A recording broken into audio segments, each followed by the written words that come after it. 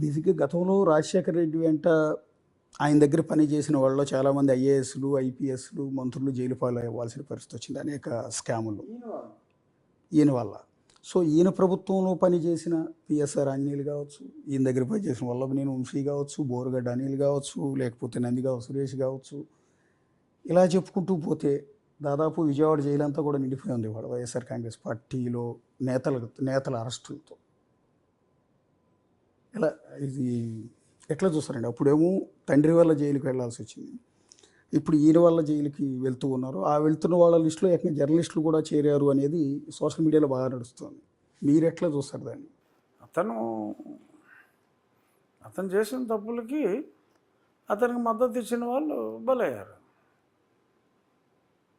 Out of the way. అధికారులకి వాళ్ళకి ఇష్టం లేనప్పుడు వాళ్ళు చేయాల్సిన పని లేదు. ఏం చేయగలడు? మహా అయితే ఏ మంత్రి అయినా, ముఖ్యమంత్రి అయినా ఒక అధికారిని డిస్మిస్ చేయలేడు సర్వీస్ నుంచి, వేరే ఉద్యోగం వేస్తారు. ఏ ఉద్యోగం వేసినా వాళ్ళ జీతం అదే కదా. అతను కరప్ట్ అధికారి అయితే బాధపడాలి, కరప్ట్ అధికారి అయితే బాధపడాలి. సో కరప్షన్ చేయాలి అనుకుంటే మంచి పోస్ట్ పట్టి అడుగులకు మడుగులు వస్తాయి. దీన్ని బట్టి అర్థమైంది ఏంటి? వాళ్ళు ధనార్జన కోసం ఈయన అడుగులకు మడుగులు వస్తారు, శిక్ష అనుభవించారు, వారు అనుభవిస్తారు. అలా అంటే ఇప్పుడు కొమ్మినేని శ్రీనివాసరావు లాంటి ఒక సీనియర్ జర్నలిస్ట్ కూడా జైలుకి వెళ్ళాల్సిన పరిస్థితి వచ్చింది కదా. సీనియర్ అయ్యాడండి వయసు రీత్యా. ఇప్పుడు చెట్టుకు కూడా ఏజ్ ఉంటుంది, రాయికి కూడా వయసు అంతా కూడా చెప్తున్నారు కదా ఆంథ్రోపాలజిస్టులు. ఏ రాయి ఏ శిలాజం వయసు అంతా కూడా చెప్తున్నారు కదా. సో వయసు అనేది ప్రతి వాళ్ళకి ఉంటుంది. ఆ ఎక్కువ వయసు ఉన్న రాయిని సీనియర్ రాయి అని మీరు అనుకోవచ్చు. సో అలాగే అతను కూడా సీనియర్ జర్నలిస్టే. వయసు రీత్యా అతను సీనియర్ జర్నలిస్టే, వ్యవహార రీత్యా జర్నలిస్టే కాదు. ఇది నేను అడిగింది ఏంటంటే, జగన్ వెంట నడిచిన, జగన్ కోసం పనిచేసిన వాళ్ళందరూ జైలు పాలవుతున్నారు కదా. ఇప్పుడు కొమ్మినేని కూడా అదే క్రమంలో జైలుకి వెళ్ళాడు అనుకుంటున్నారా?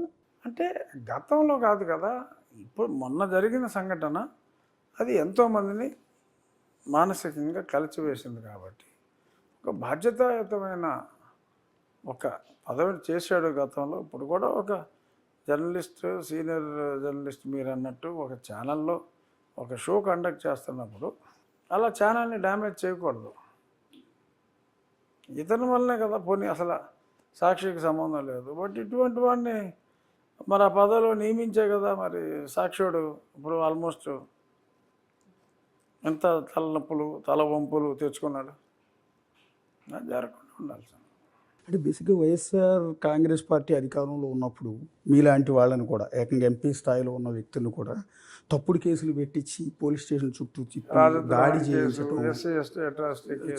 మిమ్మల్ని చంపించే ప్రయత్నం కూడా చేశారు. మీలాగా చెప్తే చాలామంది లీడర్ని, అంతకుముందు చంద్రబాబు నాయుడు గారి దగ్గర పనిచేసిన చాలామందిని అరెస్టులు చేయటం, ఈ ప్రభావంతోనే ప్రజల్లో వ్యతిరేకత వచ్చింది. అందుకనే 151 సీట్ల నుంచి 11 సీట్లకు పడిపోయారు అనేది ఇప్పుడు వరకు జరుగుతున్న, ఎవరు అవునన్నా కాదన్నా అది యాక్సెప్ట్ చేసేది. కానీ మీ ప్రభుత్వం ఏర్పడిన తర్వాత కూడా అదే రకంగా అరెస్టులు కొనసాగుతున్నాయి కదా. ఇది రేపొద్దున ఎలక్షన్లో రిఫ్లెక్ట్ కాదా నెగిటివిటీ? అన్యాయంగా కేసులు ఎవరి మీద పెట్టారో ఒక ఎగ్జాంపుల్ చెప్పండి. ఫస్ట్ బుర్రగడ్డ అనిల్ ఆడేం మాట్లాడాడు, ఎలా మాట్లాడాడు ఇప్పుడు విన్నారా మీరు? అప్పుడే ఆ ప్రభుత్వంలోనే చర్యలు తీసుకోవాలి. ఆ పనికి మన వాళ్ళు చర్య తీసుకోలేదు, ఇప్పుడు చర్య తీసుకున్నారు. పవన్ కళ్యాణ్ గారిని ఎంత మాట్లాడినా అండి, జగన్మోహన్ రెడ్డి చెప్తే జుట్టు పట్టి ఈడ్చుకొస్తాను అని అన్నాడు. నన్ను చాలా మాట్లాడినాడు. చాలా ఎవరు పడితే వాళ్ళని ఇష్టం వచ్చినట్టు మాట్లాడాడు. నోరు ఉంది కదా అని వాగేస్తే ఊరుకుంటారండి? అలా ఊరుకుంటే ఏమంటారు? ఈ ప్రభుత్వాన్ని చేతకాని ప్రభుత్వం, సిగ్గులేని ప్రభుత్వం, దద్దమ్మ ప్రభుత్వం అంటారు. మళ్ళీ మీరే యాక్షన్ తీసుకుంటే జగన్మోహన్ రెడ్డి తీసుకుంటే, జగన్మోహన్ రెడ్డి ఎవరిని? అమాయకుల్ని, అభాగ్యుల్ని, రంగనాయకమ్మ గారు లాంటి వాళ్ళని, డాక్టర్ సుధాకర్ లాంటి వాళ్ళని హింసించాడు. ఎందుకంటే అతను ప్రశ్నిస్తేనే కుదరదు.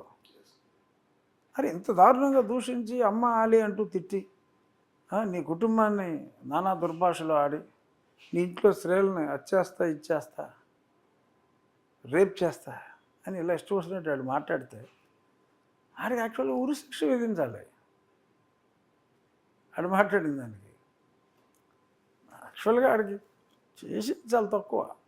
దాన్ని కూడా మీలాంటి జర్నలిస్టులు ప్రశ్నిస్తే సీనియర్ జూనియర్ మరి నాకు తెలియదు కానీ ఇంకా నేను అంటున్నా ఏంటంటే, బాధపడాలి. ఏ అంశం అయితే ఆ ప్రశ్నే ప్రజల్లోకి తప్పు అంటున్నా. యా యా వాళ్ళు మాట్లాడింది వేరు, వాళ్ళ చేతలు వేరు, వాళ్ళు చేసిన దానికి వాళ్ళు దరిద్రులు అయ్యారు. వాళ్ళు మాట్లాడిన మాటలకి చేత కాకుండా కూర్చుంటే వీళ్ళు అసమర్థులు అవుతారు. ఒక చెత్త ప్రభుత్వాన్ని దించాలనుకున్నారు, దించారు.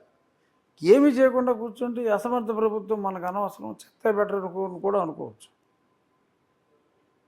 అసమర్థత కూడా మంచిది కాదు. అందుకని అసమర్థంగా లేకుండా సమర్థమైన పాలన బాబు గారు అందిస్తున్నాడు.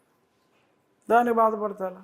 అంటే నేను అంటుంది ఏంటంటే, ఇప్పుడు పర్టికులర్గా కొంతమంది విషయాల్లో ఎవరో పెద్దగా ఉపేక్షించరండి. పర్టికులర్గా ఇప్పుడు మీ మీద ఆ రోజు దాడి చేసిన పివి సునీల్ మీద కేసు పెట్టించారు, లేదా తులసి లాంటి వాడిని అరెస్ట్ చేశారు, ఈ రోజుకి జైల్లోనే ఉన్నట్టున్నారు. పాపం పండింది అనుకుంటున్నారు. ఇట్లాంటి తప్పు కదా, ఒక ఎంపీని ఇంత దారుణంగా తీసుకెళ్ళి హింసించడం భారతదేశ చరిత్రలో ఏ ఎంపీకి జరిగిన అత్యంత దారుణమైన ప్రాబ్లం మీరు ఫేస్ చేశారు కాబట్టి ఆ విషయంలో సింపతి లేదు.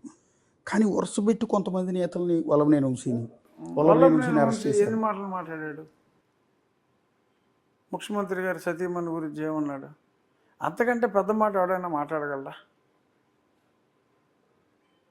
అంతకంటే పెద్ద మాట ఎవరైనా మాట్లాడగలరా? అంటే ఈ అరెస్టులన్నీ కూడా వాళ్ళకి సింపతి కింద కన్వర్ట్ అవుతాయేమో అని నేను అంటున్నదండి. అయ్యే అవకాశం ఉంటుందా? అంటే ఇప్పుడు ప్రజలు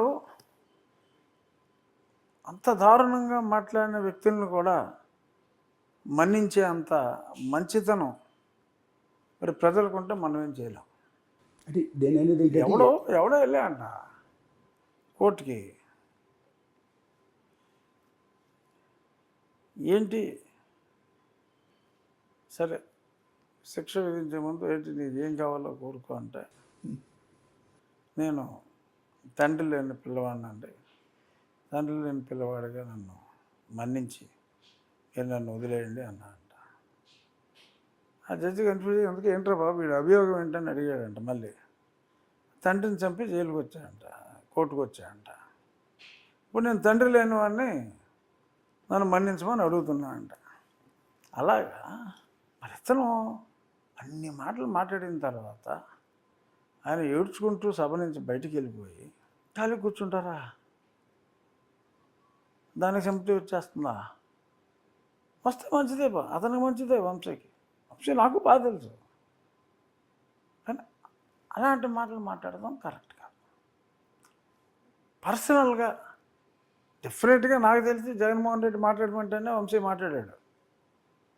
బట్ ఇతను మనుగడ కోసం అలాంటి మాటలు మాట్లాడమన్నా మాట్లాడటం తప్పు. దాంట్లో చిత్రహింసలు పెట్టారు.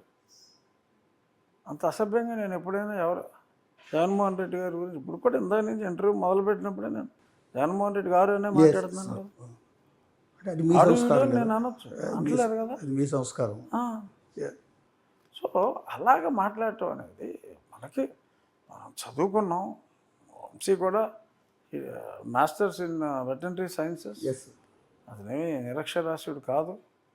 మరి అలా ఎవరో మాట్లాడమన్నారని మాట్లాడతాం, ఆర్ స్వయంగా మాట్లాడినా కూడా అది తప్పు. కొన్ని క్షమించగలిగిన తప్పులు ఉంటాయి, తెలియక చేసే తప్పులు ఉంటాయి. మరి అంతలాగా మాట్లాడటం అనేది పర్టికులర్గా